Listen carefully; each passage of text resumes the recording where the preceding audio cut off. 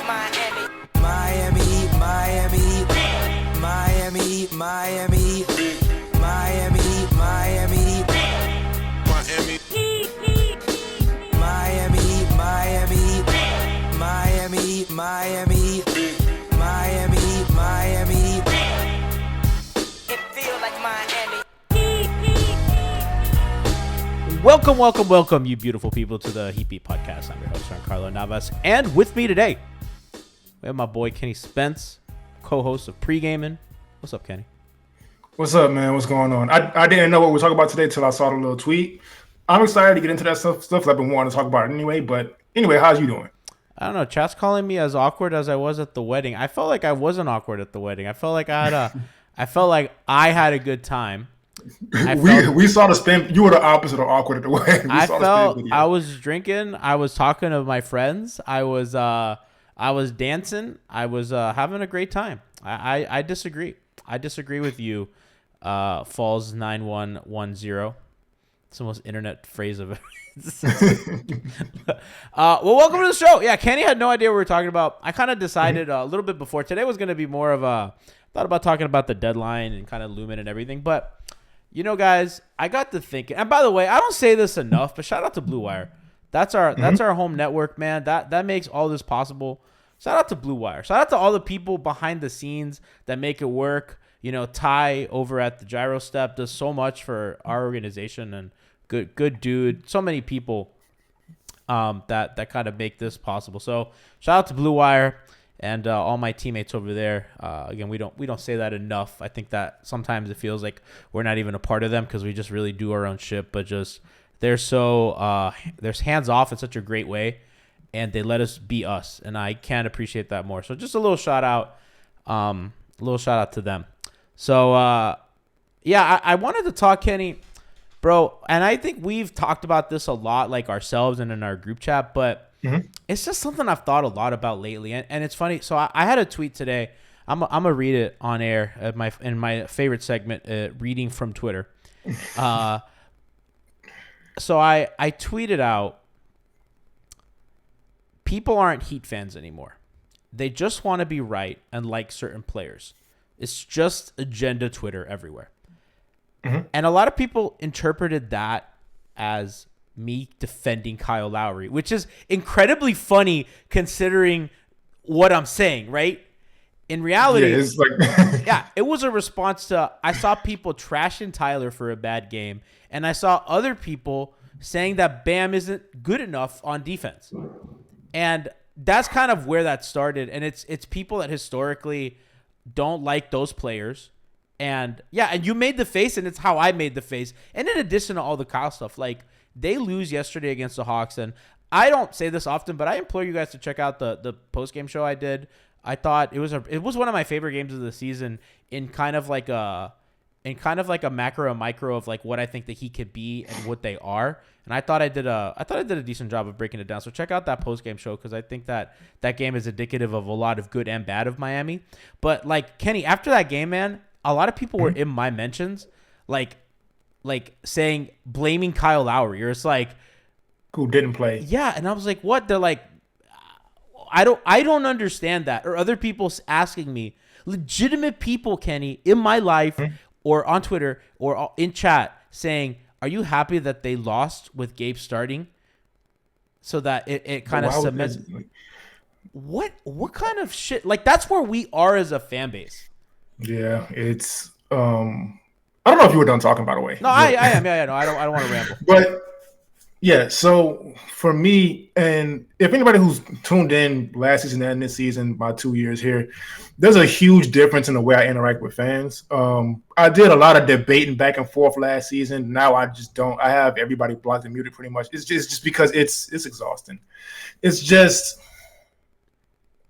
what I realized last season when I stopped caring is that this all stems from the Hassan days, in which Hassan did a lot of stuff to deserve a lot of criticism. But once he left, for some reason, there's this void people feel like they have to fill. And so Hassan leaves, and now Kendrick Nunn's the target, and then next season Duncan Robinson's the target, and this season it's Max at times. It was Tyler, and he started playing too well. Deadman's the only target that deserves it because he was mean to us. And it's Kyle a lot this season, and it's just like I don't think people are taking a step back and just it's Max sometimes. And for me, it's just I think people are leaving out a lot of what's happening on the court to just push certain things they want to say, or trying to be like other Twitter personalities who are trolling for most times. This is not an attack on him, so I can say the name. Just by mistake, Chef Trudy has a lot of sons, and I would assume he doesn't even like that and finds it weird. But it's just people are just doing too much. But the thing, just not enjoying the game. The thing with Trilly is I don't doubt that it's not like people ask me like, would you rather the team lose without Lowry? Like Trilly just wants the team to win, and he's joking a lot of times. Yeah, he's joking and he's a fan, but there's like legitimate people that just what I mean, and they like and I really think that happened during the Hassan days, and there were people like legit like that was their guy. And he was very divisive in the fan base. Not early. Early, we loved him. Everybody loved Hassan early. By the way, shout out to Ryan Spravero who said the Kenny G show. That's fucking fantastic. And I think it kind of started there because, when Bam kind of came into the picture and more kind of when he started to do the more Hassani things, it's always fun in games when somebody kind of breaks out and you can make excuses for like kind of some of their faults. But, then it gets to a point that that people take sides and stuff like that. And that's just kind of, it feels like that's where we are with the fan base. It feels like everyone's always fighting and no one loves everyone on the team. People love their guys and certain guys they don't like, right? So it's like, I don't like Max, so like I want X, Y, and Z to happen. Or like, I don't like Kyle, and my name is #trade Kyle Lowry. Or it's that stuff is so corny. It's stuff like that, or it's like Wade, and it goes for everybody because there's stuff about Jimmy. There's stuff about I think Jimmy gets it the least because I mean he obviously has franchise player cachet, and I think Bam has started to escape that a bit.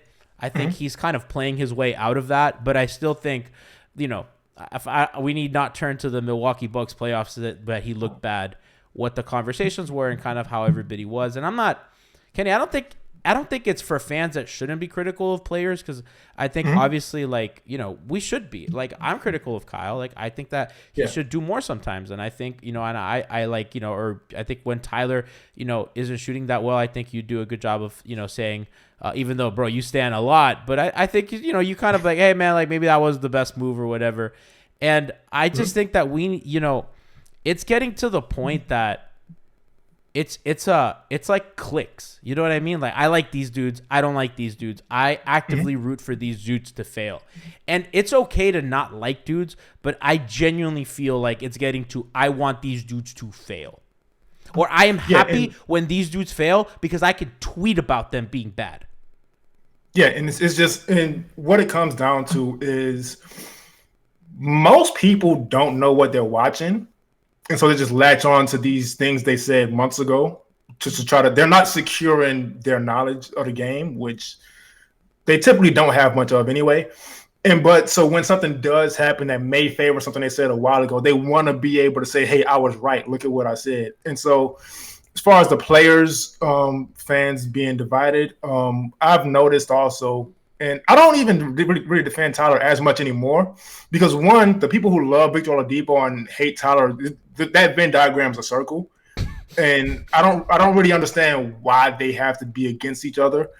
The Max stuff, I don't really get that either. It's Gabe versus Kyle now, and it's never just hey, this guy's playing well, let's compliment him on playing well.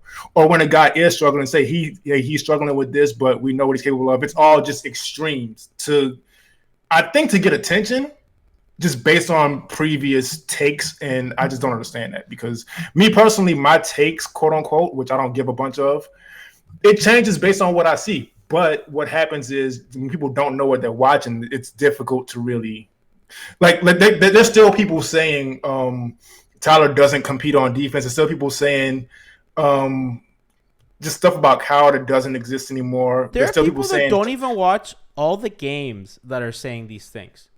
Yeah, there's people still saying Bam's not aggressive at times. There's people that legit admit to not watching the games and saying that.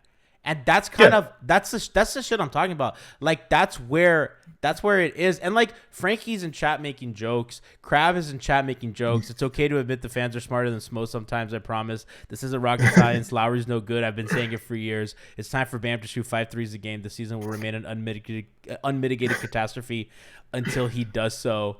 I like what Ryan Spravero said. He says people don't understand how hard it is to just bounce back from the tail end of the big three. Lack of picks were sent to bird rights, and for an expected departure of LeBron to be where we now is immensely hard. And that's another thing that I think we could get to on the back end about like kind of winning is all. And I think part of that is on the Heat as well. But we can get into that later. I kind of want to stay here for a bit.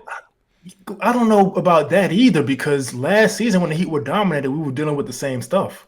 I think it's just people. It's just people having takes and wanting to look a lot smarter than they are. And I have people saying, Kenny, it's like, oh well, you know, I'm not allowed to like not like this guy, and that's not what I'm saying. You know what I mean? Yeah, you can not like whoever you don't like. But like some people's whole personality is like anti this guy, and that's the stuff that I'm like, I see that so often now, and I don't get that because it used to be like everyone's name was Wade Lifer 305, right? Yeah, it was Heat and Heat fans against everybody. That's gone. That's gone. It was now. It's remember the Big Three era. It was us against whatever fan base. When the Heat were this hated team, it was us against every fan, every player, every analyst who didn't like the Heat. Now it's just a bunch of infighting based on stuff that doesn't matter. And this is funny coming from the guy whose name is Kyle Lowry Apologist, which is supposed to be a joke. So sometimes it's Kyle Lowry Lifer, but for the most part, it's Kyle Lowry Apologist, and I change it depending on how well he's playing. So it's like when he's playing bad, it's Kyle Lowry Apologist, which started off, I don't know if for people that know, he played, you know, the classic Raptors game. He's been my favorite player for a long time. And when they played the Magic in the first game of like a playoff, he like had no points and they lost. And everyone talked about how bad he was. And then I changed my name to Kyle Lowry Apologist. And then it just kind of stayed that way. And then they won the title and he played really good and all that stuff. So it's funny because even like that, and people are going to, I got sent a lot of Kyle Lowry gifts. And I was like, well, that name's a joke. It comes from spoofing stuff. And it's also like being an apologist for a player that's not playing well is like kind of funny in my opinion, whatever. But yeah, Kenny, I just think that that's where we are, and I think it's okay to have like guys. I just think it's like it's, and I'm guilty of it too, but I just think it just kind of gets ingrained in people's online personality, and I think it's a very like NBA Twitter thing to talk about, but I just do think that like kind of like having these guys creates this bit or creates this personality, and it's like people latch onto that, and that's like I'm like I don't know.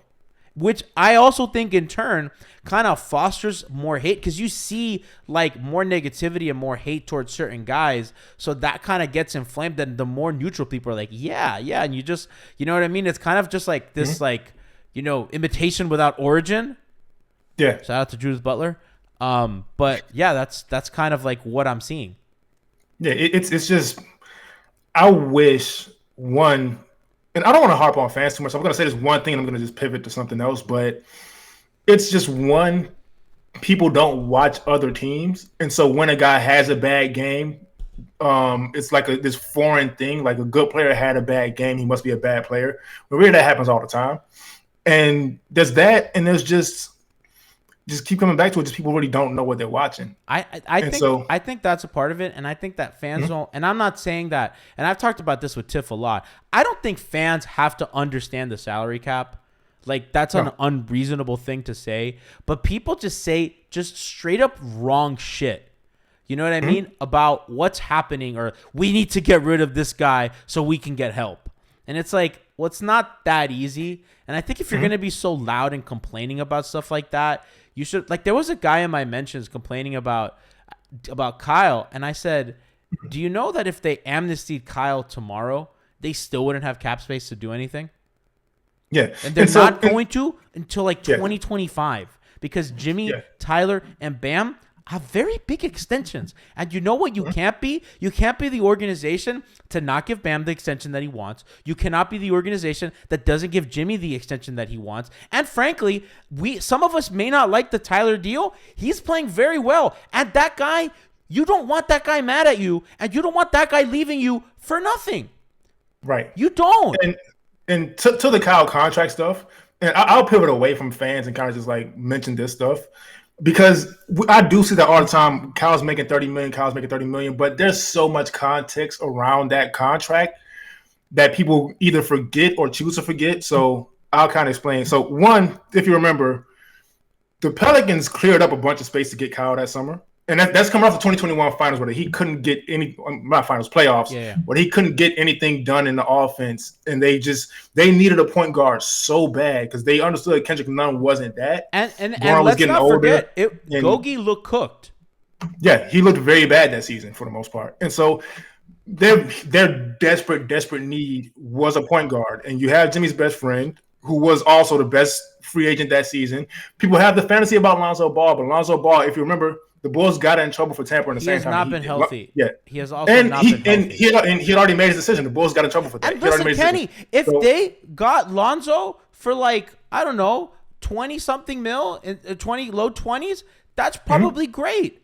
You know what I mean? I don't think they're the 1 seed last year, and without home court, I don't really know if they go far. Right. But I'm sure that's a good move. I mean, you can't predict the injury stuff, but I don't think anyone reasonable would say, oh, well, they would suck. But clearly, like, and I don't want this podcast to read as me defending Lowry publicly because that's not what I want. But you brought up the And I'm not really defending Kyle either. It's just I'm providing the context that's getting thrown out. So there's all that stuff. And also, like I said, there was a desperate need for a point guard. Now, with Bam's development as a self-creator, with Tyler's development as a creator for others, with Victor Oladipo being seemingly fully healthy, there's not as much of a need for what Kyle does. So he's off the ball a lot more, and he's adjusting to that. So it does look bad at times.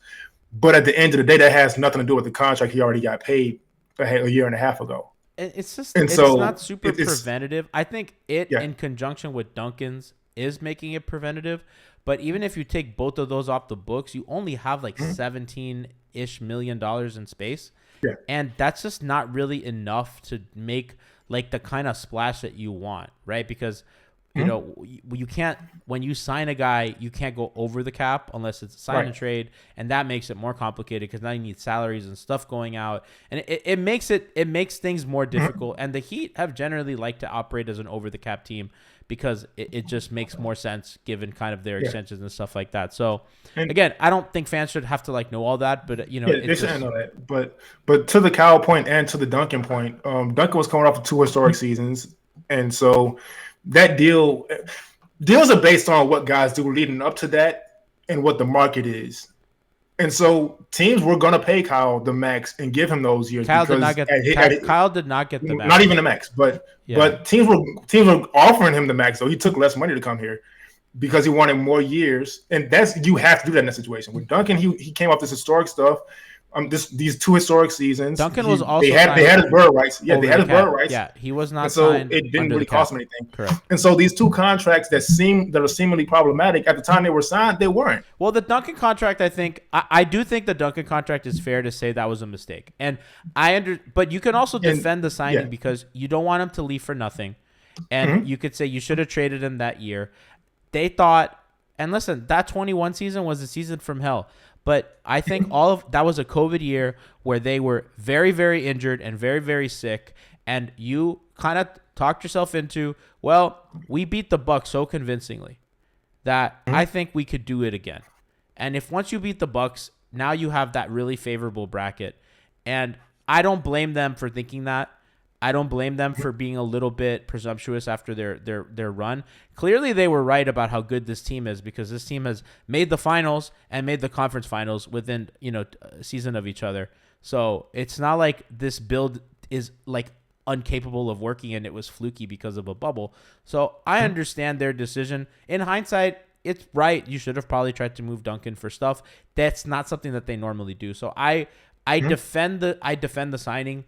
And I think kind of complaining about it is annoying, but I think it was, obviously in hindsight, it's a mistake to be having that contract rot on your bench, but that contract suddenly becomes fun when you can move it for something good.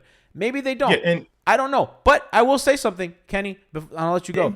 All those James Johnson, Dion, Kelly, all those guys that they said, Hassan, all those contracts got moved. Yeah. For stuff that helped them.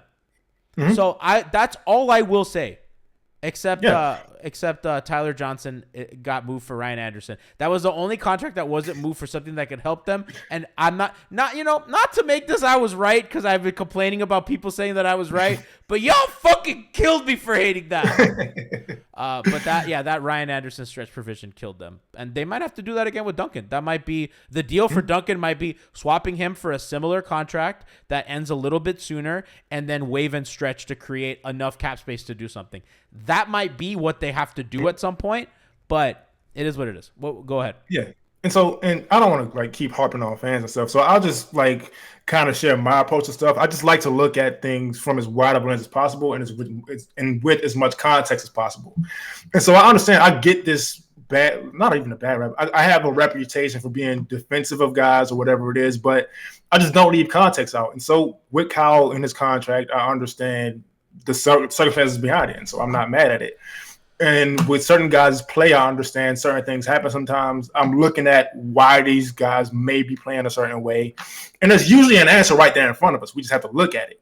And so I don't want to talk about the fans too much. I'll just say that there are things with all the stuff people complain about that you can easily see and understand why it's happening. I think the Heat are not a dumb organization. They're not, and I think people think that they are, and the Riley falling asleep with the wheel jokes are really funny, but in reality, they're pretty good at what they do. So I'm gonna answer a couple questions in chat. Killard says all that may be true, but in reality, Kyle hasn't lived up to the expectations what he was paid for. I think this season you're correct. Yeah. I think this season you're right, but I think last season he was as advertised, and that's kind of what I thought he would give you, and he gave it to them, and down to the kind of streaky shooting, and it was a little better than I thought, but so. And so, I'm sorry to cut you off, but yeah, just for me, the living up, I don't really get into the living up to the contract stuff, because again, contracts are based on it's based on the market and what they did before. I understand it for Hassan, though, Kenny, because and that's why I think a lot of this started Hassan, because Hassan's contract really he was signed into cap space, and that was just a huge fucking. They were in cap hell because of Hassan and those other guys.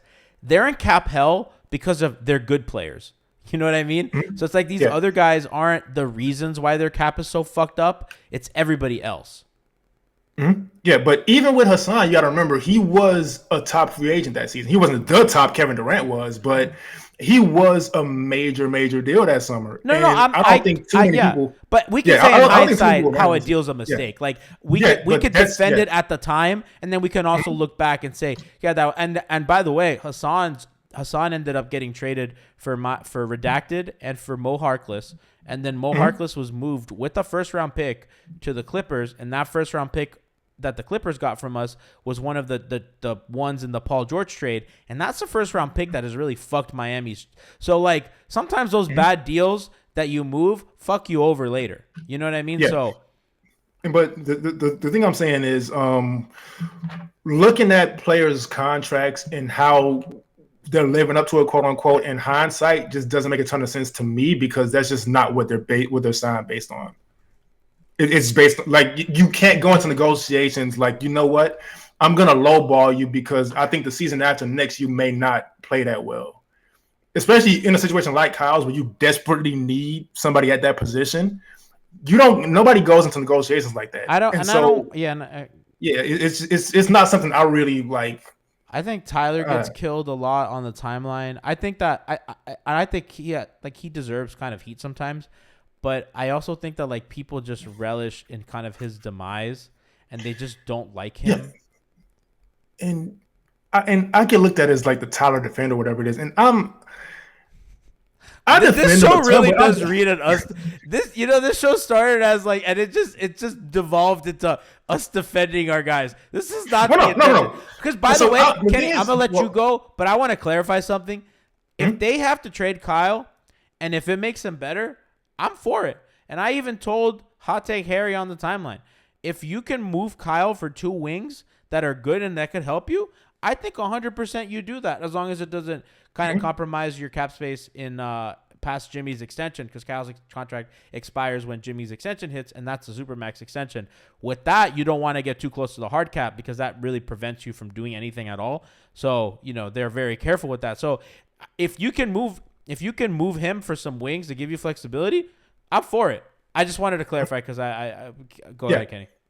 No. I think, and I wouldn't even necessarily call Tyler or anybody my guy. He's your guy. Well, no, because if you remember, like before I stopped interacting with Heat Twitter, I defended Bam a ton too. I defended Jimmy a ton. I defended a bunch of people a ton. But what happens with Tyler is he just gets so much that's pretty unjustified. Even if you remember, like people were mad at him for getting his girlfriend pregnant, like weird shit like that. He just gets some of the dumbest criticisms I've seen. I saw another guy. I don't remember who this was, so I'm not calling him out. But I saw another guy like saying we shouldn't really give him too much credit for his rebounds on defense that don't really lead to anything. And it's just like it's stuff like that where I just have to be like, okay, what are we talking about at this point? And so like I said, I wouldn't necessarily call Tyler my guy. I defend a lot of people that way. It's just that he just gets a bunch of heat that I don't think is really deserved. Max gets it, and like I hung out with Tiff over the weekend, had a great time. Shout out to Tiff. And Tiff is like, like Max's minute total, it's like 41, 42, 43. Like he's played he plays a lot of minutes lately because like he's their only shooter. So, and also I think you can look at this. I haven't double checked the numbers, but it feels like he just gets the ball like at a lot of late clock situations, which just typically aren't gonna produce the best kinds of looks, especially kind of in a frenzy the way that they are. So, and in addition to him having to play a little bit bigger, and so there's like a lot of factors that contribute to guys not playing well, and I just we just don't take a lot of that into account. And again, I don't think fans need to be like these ultra perspective people, but man, if you're just gonna make your whole personality just shitting on dudes, like at least like take the time to understand. You know what I mean? Yeah, and Max is a great example because I was bro. You just straight up said you hated that dude. I said that in the chat. Thanks for publicizing that. Can't keep track of this shit. But shortly after that, maybe the same night actually, I started to tweet out like, you know what? Max is being asked to do a lot. He's playing a ton of minutes. He's guarding up a bunch of stuff he's not supposed to be doing. His legs are probably jello at this point. I understand why he's in this slump. Kenny, let's be honest too. They fucking suck. Well, I don't know about that. I mean, they're not good enough that we gotta like, oh, poor baby. I think they deserve criticism, but like, you know what I mean? Criticism is fine. Exactly. But there's a difference between criticism and just going overboard. There's people adding players and like making sure they see it, and it's stuff like that. That's just taking it too far. Criticism, yes, but it's sometimes it's not even criticism because you're not even watching the games and you're saying incorrect stuff. It's just pure hate, and that is dumb to me. I really think this started with Hassan, and I think that kind of the people on one side of that extreme were very vocal, and the people on the other side were very vocal, and he was a very divisive player. And I think that's kind of where things started to fracture. Because like even guys like Gogi who were here before him, he's just universally loved, right? Even if Goran wasn't playing well, nobody cared. And I think Dwyane leaving kind of changed people's perspectives as well, because like that was kind of he was the great unifier, except like Nikias wrote the article Why I Hate Dwyane Wade, which is kind of a misleading headline, but a very good article. But you know what I mean? Like he was kind of the great uniter, and that's gone. And Jimmy's kind of that guy, but Jimmy's no Dwyane. And there'll never be another Dwyane. Happy birthday, Dwyane, by the way. I'm going to talk about of course. We're going to end the show talking about our favorite Dwyane Wade moments. But before, I wanted to transition. Kenny, and the point I wanted to make earlier, Kenny, and I wanted to get your thoughts on this was, I think that people have this expectation of like, if they're not winning a title, then it's a failure, right? Yeah. And I think the Heat organization instilled that. And Jack, former host of the Weird Al pregame show, WAP, he'll say that every time. He's like, well, the organization is the one that Riley's the one that says there's winning and there's misery. This is a self-inflicted wound that they have created because of the standard that they want to hold themselves to. And I 100% understand that. And also, it's just created this mentality of like, if they don't win a title, these years still matter. And the kind of like, you can sign a guy to a bad deal. Like if they have to, like if they're paying Jimmy $60 million by the end of that, and you got to watch that, bro, that's your guy. That's Jimmy Butler. Like I wish they had given Dwyane the Kobe deal. You know what I mean? I didn't want Dwyane to leave. And I think that sometimes we get wrapped up in like winning is everything, that the kind of sports are a lot of times about community. And I think, and I've learned this doing other social media and other platforms, like more kind of sprawled out things. Sports Twitter is very unique because a lot of the people that you interact with live near you. That's not normal online or in community spaces, and just general fans and all that. So like these are things that we do to love, that are passed down from our parents, that sometimes we want to pass down to our kids, to our nephews, to our loved ones. If you date somebody, you want to take them to games or stuff like that. Like these are things that we do together, and it's not only about winning, it's about loving. And this is like so fucking corny Saturday afternoon shit. But like, I think it's appropriate on Dwyane Wade's birthday that we love that guy. Yeah. Kenny, the city doesn't love anything like they love. Is he the most beloved figure in the history of this city? Absolutely. And I remember the Dan Marino days. Not when he was playing, but I remember before Dwyane. Kenny I Spence, was 7 when he retired. 55 years old. I was real young when he retired. I don't remember his playing days, but I do remember between 99 and Kenny went to high school with Butch Davis. 5. But no, I remember when Dan Marino was this retired athlete and before Dwyane Wade came, where it was still Dan Marino City. Dan Marino was on all the commercials and all this stuff.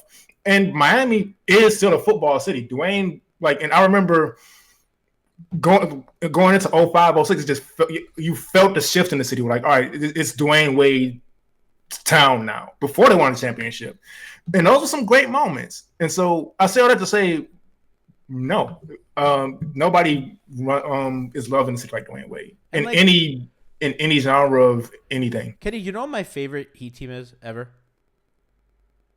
The 09-10. I think I know this. Yeah, the 09-10. The Quentin Richardson team. Yeah. That team that didn't do jack shit, they lost in 5 to the Celtics.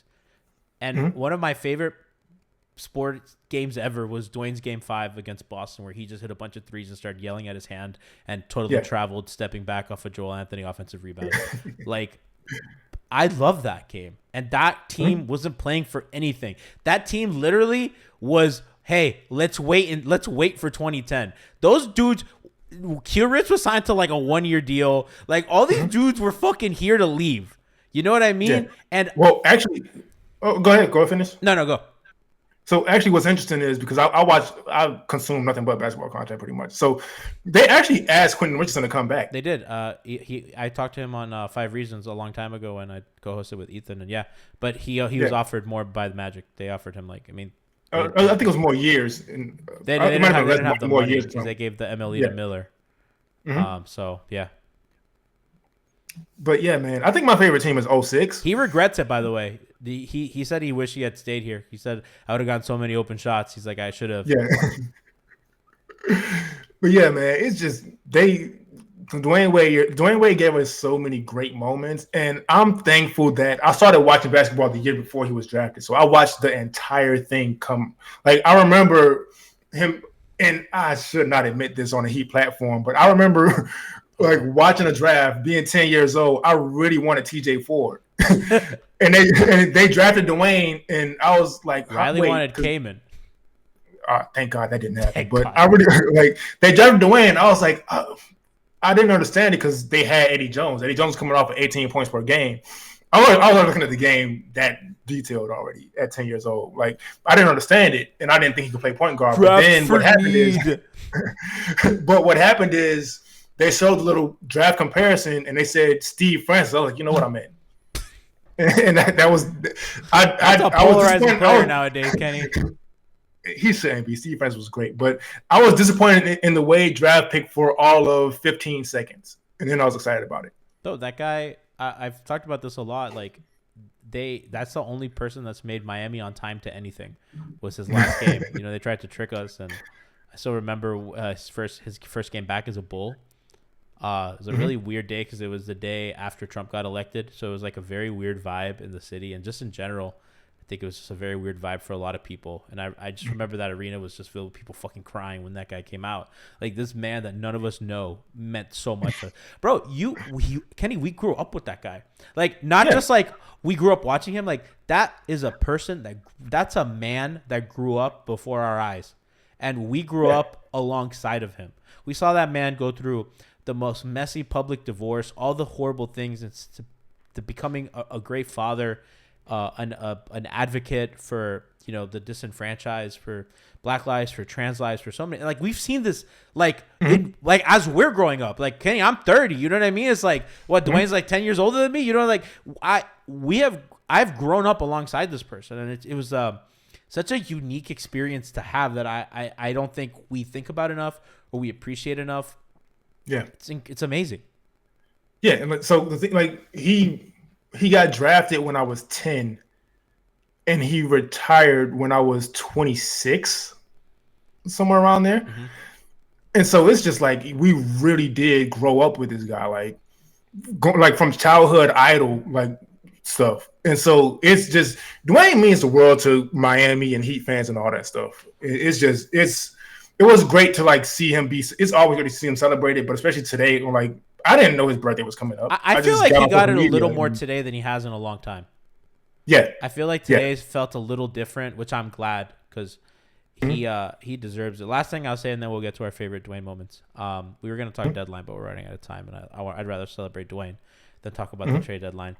I think you could probably provide a unique like analog or like commentary on this because you're not Hispanic, right? You're like a black man that grew up in Miami, and a lot of Hispanic people, largely Cuban people, like gravitated to football. And I know that a lot of family or other Hispanic people gravitated to football partly because A, was the big fish in town, and B, because it was the easiest way to assimilate into American culture. I think, and especially like white Americans at the time, because in the 80s, when all this happened, the NBA was just starting to kind of come back. Remember, they were coming off of tape delay in the 70s, right? All the problems that the NBA faced, but the NFL was, and college football was always king, and kind of like Hispanics would kind of gravitate toward football and baseball, kind of as a simulation to this new culture, right? And I think our generation in Miami, like most of our parents didn't like basketball. Like parents that came from other countries, like, didn't like basketball. Like, my dad never watched basketball a day in his life. You know what I mean? Like, basketball was something that I found and I loved, right? Because of Dwyane. And I think that's I'm curious as like how you feel about that, because I feel like for young Hispanics, like, that was a very unique thing that this person made this thing matter to me, and I was the first generation that mattered in that way. Yeah. And so it's sort of similar, like in my situation, my dad likes basketball somewhat, but he was 12 years old when the Dolphins went undefeated. And so Big Three era, if they're playing on a Sunday when the Dolphins are playing, he's watching the Dolphins. There's no questions asked about it. But for me, I liked football and basketball. I like basketball a little more, but what happened is the Heat traded for Shaq, and then 2 weeks later, Ricky Williams randomly left the NFL. And so people don't remember those things happened 2 weeks apart. That's crazy. So I did not know that. Yeah, that happened 2 weeks apart. And so it's difficult for me being kind of on a fence to like stick with football. Ricky came back, right? Ricky came back when they had. He came back in like 09 or something. Yeah, they had Ronnie Brown, right? Already, it was Ricky and Ronnie. Yeah. But Shaq got traded to the Heat, I think July 2004. 19th or something. Yeah, July 19th. I just turned 12, and Ricky Williams left on. And yeah, so I think I want to say July 19th, and Ricky Williams left on August 2nd. So it was that close, and so I ended up choosing basketball. But the thing with Dwyane, the main thing that drew me to him was you talk about like the Hispanic experience. I'm going to talk about the Black experience. Oh yeah, and that's what I want you to talk about. Yeah. Yeah, and so for me, he wasn't necessarily outward. Hey, I'm this black person doing these black things for black people. But it was the way he played. Because when you say Miami, people from out of town, they think of the beach, they think of paradise, yachts, and all this stuff. And that's not where you came from. Yeah, me at the time, 10, 11, 12 years old, I'm in Liberty City. And so I'm going outside. I'm not seeing that. And I'm kind of like annoyed by the perception of where we are. It's like being trapped inside of a glass box, and there's like these beautiful paintings on the outside of it. And like on the inside of it, it's like violence, crime, like your friends, like me. I have two classmates from 8th grade who didn't make it to high school before they got killed. And I have one who didn't make it before he went to prison. I come from a very rough background in Miami. And the way Dwyane Wade played, he didn't have to say anything. It was just like all toughness. It was all, you know what? We're down right now, double digits. I got it. We're good. And so that's what resonated with me. He played like the experience I was going through, if that makes sense. And so that's what resonated with me the most. It wasn't anything he said or did. It was the way he played. And he obviously came from, south side of Chicago, and I know that he's been very candid kind of with kind of his life and his experiences. I mean, he talked about seeing dead bodies on the way to school while he'd take his, his younger sister. Or his younger sister. It's a familiar thing. So his sister take him. It's a familiar thing. Having to walk home from school, but having to take a detour because there is a murder scene from at your usual spot. There's stuff like that happens. And so you go home and you watch, like, I think my favorite moment, I know we're going to get to that. My favorite moment is... We can transition on that already, yeah. Yeah, so my favorite moment is the busted lip game, but I think that same day somebody might have gotten killed in my building. It's that kind of like, so these moments with Dwyane Wade are attached to like real things for me.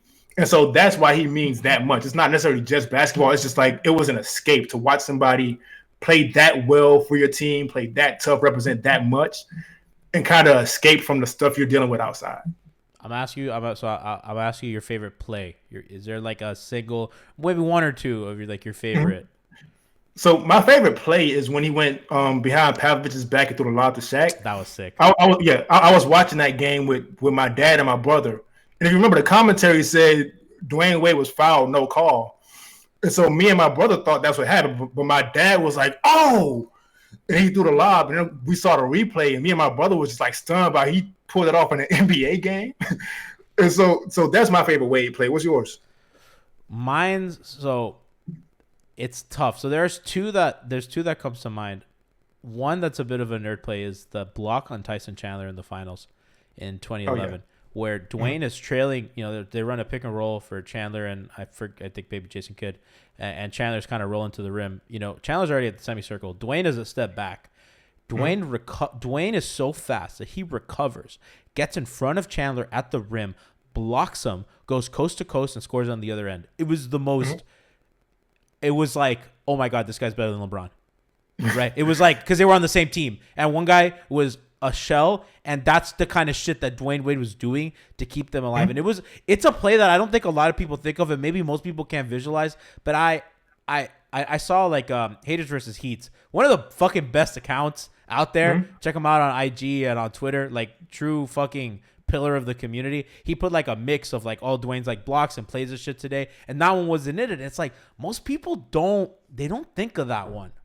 Yeah, because those finals we just try to forget about. I just think that's because like when you think of block, you think of the two on Lopez, you think of the one on Stoudemire, and then the heave, which that one's crazy. It's insane. That was his second year too. Yeah, and then the Verjao dunk, man. Not only the Verjao dunk. I'm cheating because I'm giving 3. The layup against Detroit, the one. Oh, the weird like circus shot one? If he has a statue, it has to be my house or that layup, in my opinion. Yeah. It's one of those two. Yeah. That was the moment where I saw, like, some people are like, yeah, it was the game against Charlotte, right? Which, by the way, I'm glad that Tony and Eric got to call that game because that made it a little more special. But I think that layup against Detroit was when I was like, oh, we have one of those. Like one of those players that's going to echo for eternity. Yeah, and there was another game I think earlier that season. We rattled off like 20 something points against Detroit, and I think these Detroit moments they kind of get lost because, and I see all the time like Man, people like reference. those teams are fucking good. Yeah, that's what I was getting to. Like that team, the '04 team gets references like this, like the quote unquote worst championship team or whatever. Those teams were dominant. I think people don't understand. People are like, crazy. Yeah, Rip Hamilton could give you 18 points per game. Kenny, you Chauncey hear? was one of the best point guards in the league. Dog, you hear the Van way Ross was that averaging 4 blocks a game and getting these rebounds. You remember Portland Sheed? legendary. Those were very like people don't like to think of them as that good because they sacrifice so much. Ben of fucking individual Wallace. But those teams were insane, and so for Dwyane to have so many moments to get against them and that young is special. Kenny, have you heard the way like people like Steven Jackson talk about Rip Hamilton? Like how Rip will fucking grab you and like fucking Just claw scratch your skin, and how these tough ass dudes hate guarding him. And guess who was Rip's assignment all the time? It was fucking Dwyane Wade. It wasn't gonna be Jason Williams. And people don't remember how much Rip Hamilton used to run and how many screens he used to run through. And for Dwyane to still have the energy to dominate offensively after chasing him around all game, it's special stuff. Dwyane says he hates it. Dwyane says the two dudes I hated guarding, it wasn't who you think. It was the guy you hated guarding and the guy you hated guarding you. It wasn't fucking Kobe. It wasn't LeBron. It was Rip Hamilton and Kirk Heinrich. Yeah. Yo, Kirk Heinrich. Oh man, I hated Kirk so much because he used to have Wade in a torture chamber sometimes. Ben Gordon too, bro. Ben Gordon was fucking. You know, before the random scrub Heat killer, there was fucking Ben Gordon against the Heat, man. He used to destroy. How old are we? Do you think some people are there people in chat that don't know who Ben Gordon is? That's the thing that we're getting at that age where we're saying Rip Hamilton and Ben Gordon, and people are like, who?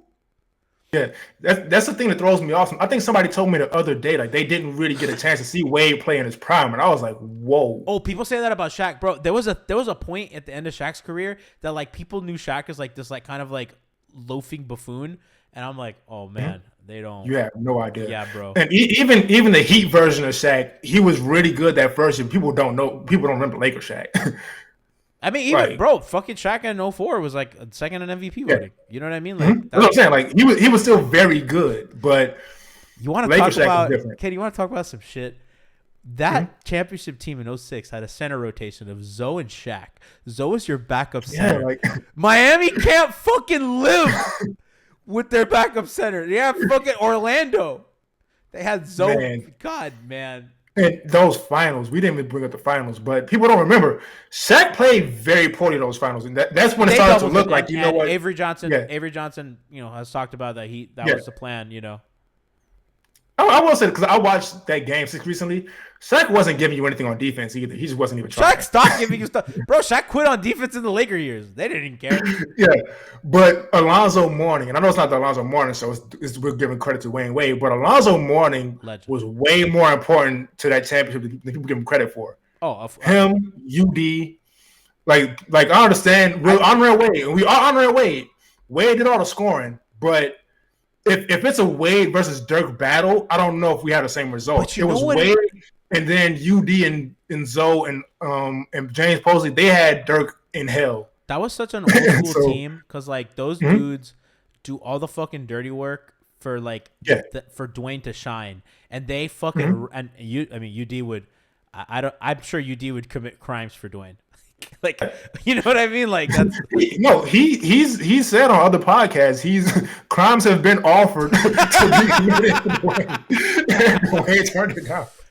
And UD came from the same place that Kenny did. So yeah. So hey, I think my favorite Dwyane moment's kind of a weird one. It's not one in a Heat uniform. It's that day he came back as a Bull, which is it's such a weird. It's that or you know this. I feel like.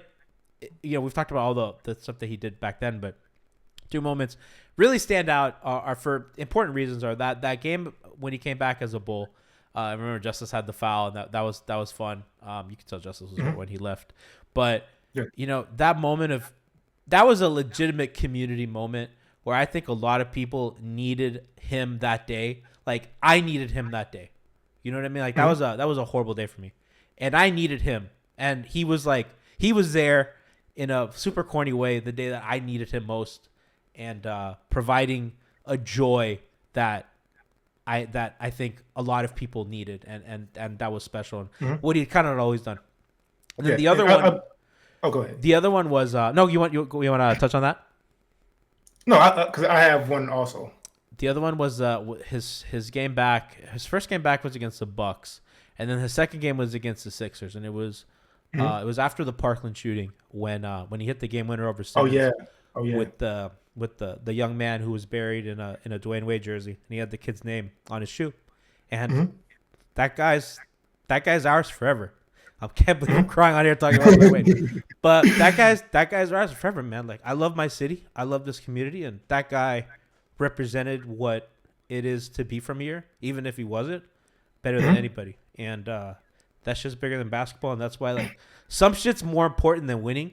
And like I think he's why. Yeah, and so I'll just walk you because you mentioned one of mine, or the one I was going to mention. I'll just walk you through this day though for me. This is back when I was working retail jobs, so I had a weird schedule. I was off work this day, so I visited a friend before she went to work. I won't go into detail on that. I check my phone when I'm leaving. It's a trade deadline, and I have a friend who I won't get into because I won't get into him. But I love when he just says that. He's just like you detour, then you come back. No, but so he's a person who doesn't say much via text and over the phone. I'll put it that way. So he's just. I check my phone. It's a trade deadline. It just says way back to Miami.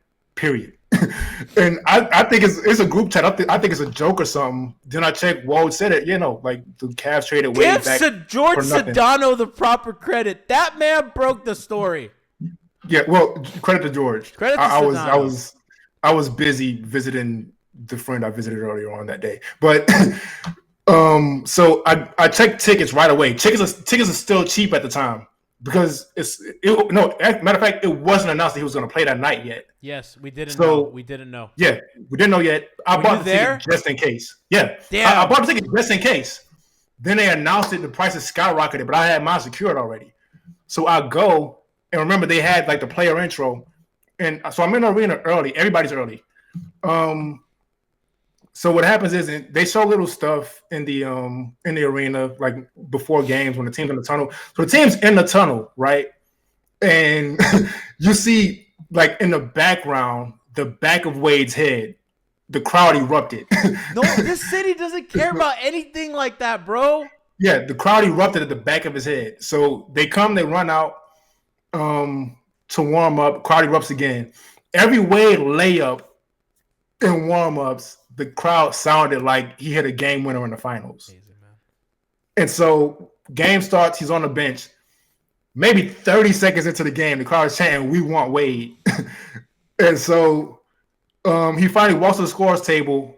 I got a video somewhere. I'll put it in the chat or something. I run up to as close as I can. I record it. Michael B announces it.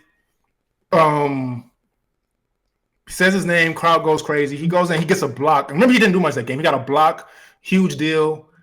And it was to a point where like you don't even remember, they're playing against Giannis and Chris Middleton. It just didn't matter. It was Dwyane Wade's night. Bam was a rookie. He had this crazy like catch block on. I'm so glad that Chris Middleton. I'm so glad he played a little bit with Dwyane. That was important to me.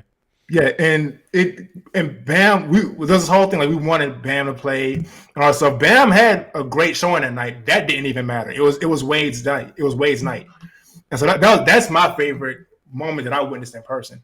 I'm so glad I got to go to the last game that he played here against the Sixers when it was just – I remember at the end of that game, it was all respect, bro. Like, it was – the Sixers did not even care that they were losing, and it was like Jimmy recognized this moment for his friend and just Dwyane coming down, just shooting. It didn't feel – Kenny, it felt so weird because that game mattered for Miami for seeding. Yeah. You know what I mean? Like, and I know they missed the playoffs because the Brooklyn game didn't, the last one, but that one did. Like, that was an important game for their seeding. And I if I remember correctly, maybe I'm remembering it wrong, but it just felt like that. it almost felt like an exit. It just didn't feel real, bro. That shit felt like a fever dream. It was like, it felt like an all-star game, but it wasn't. It was crazy, bro. And then Dwyane hit his fucking knee on the table, and then he thought he might not play. But then to end his career with a triple-double and the last assist being to Udonis Haslem. Bro, you can't. Yeah. That's what he deserved, man. He deserved that send-off. And I do want to point out also, he's up for Hall of Fame this year. Oh, he's going to make it. I don't want to He's going to make it. Yeah. No chance. Yeah. And so that's going to be special. I didn't want us to end the show and not mention that. That's going to be a special moment too. And man, and you know, when UD went up for that shot, I think we all knew it was going in. Oh yeah, 100%. First of all, UD doesn't miss that shot anyway. I don't care how old he is. He's not missing that shot. Not a pass from D Wade. In general, UD is not missing that shot. Yeah, no. Chat saying mentioned his game winner against the Warriors. Yeah, man, that was. If you were around for Heat Beat back then, man, we fucking milked the shit out of that, man. We did so much with that. That was. I remember running out. I was running around my whole house. I wish I was there. Mm-hmm. That was. Yeah, I mean, you know what? I don't remember if Dwyane called it that or Ethan called it that, but we were working at 5 Reasons at the time, and I remember Ethan said like he just wants these moments, right? Like he's just really trying to focus on these like career moments, and like that's one of his defining, I think, game winners. I mean, do you remember after that Warrior game, Durant and Steph and everyone was like, respect, that's legend. I don't care. Yeah. Who cares that we lost? Legend. Yeah, 100%.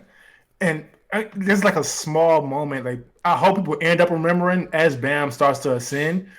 But then, and I don't know if you remember this either, but when Dwyane kind of got whipped playing with him, and Bam wasn't playing that much yet anyway.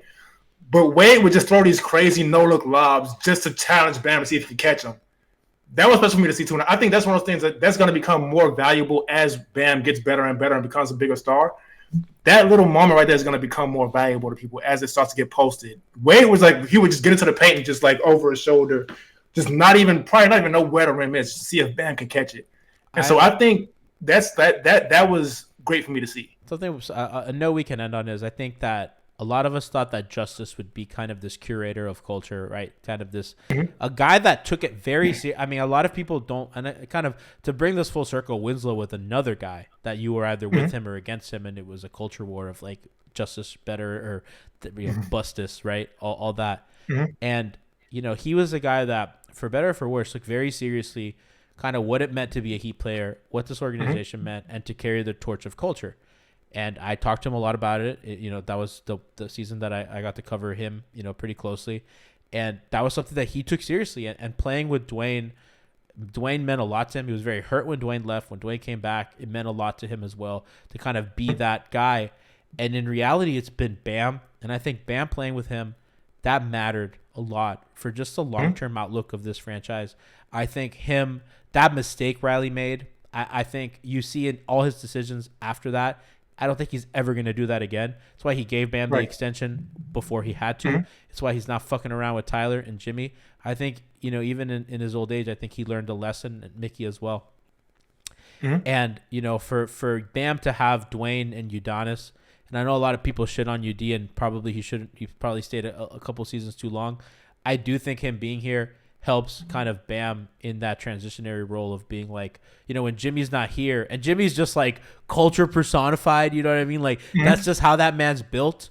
But Bam is our guy who they drafted, who has played with the two really cornerstone franchise faces in Dwyane and Udonis about what it means to be a Heat player, and Zoe's around the organization a lot too. So I think that's important to kind of celebrate. Yeah. And if you remember too, Pat was very early in saying Bam is gonna be the face of the franchise at some point. He was right. So he that was the plan the whole time. A couple things in chat. We'll get out of here. Schmeathan says G making Kenny show up the day after MLK's birthday feels racist.